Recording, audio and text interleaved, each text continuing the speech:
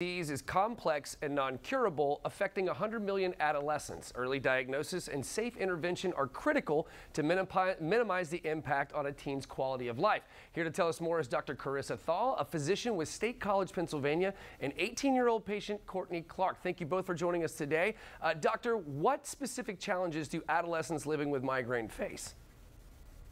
One challenge is that adolescents don't have that many treatment options available to them to treat their migraine. For example, they're able to use over-the-counter medications like acetaminophen or ibuprofen.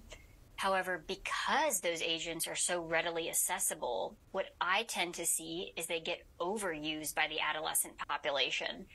That ends up causing a downstream problem that we refer to as rebound headache. Additionally, there are some prescription drugs that are approved for use in adolescents to treat their migraine attacks. However, oftentimes, even if they are effective at providing relief, they come with a side effect profile that is very unfavorable. For example, they can leave the adolescent very fatigued and tired to the point where they may have to, let's say, go home from school early to nap the rest of it off.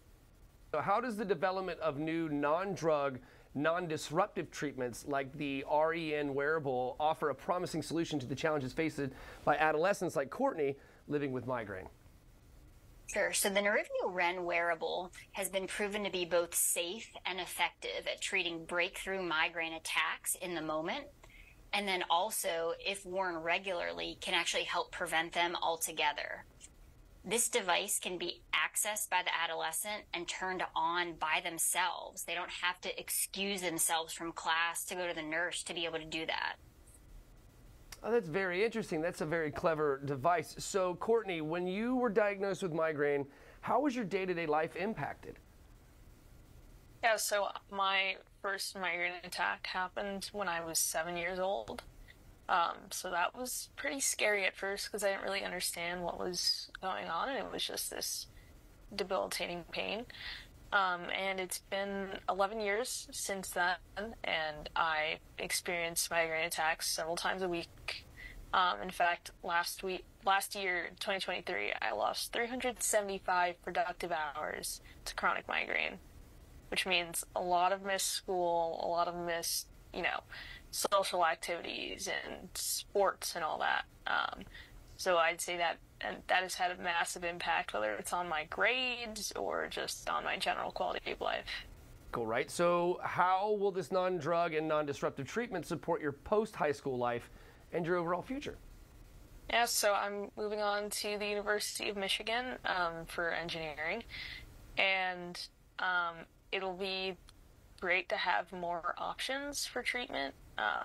Being away from home, everything's just a lot more unstable, and there are more migraine triggers. So to have the Nerivio REN wearable accessible to me will make it easier to manage my symptoms while still, going to classes and hanging out with friends and seeing games at the big house, for example.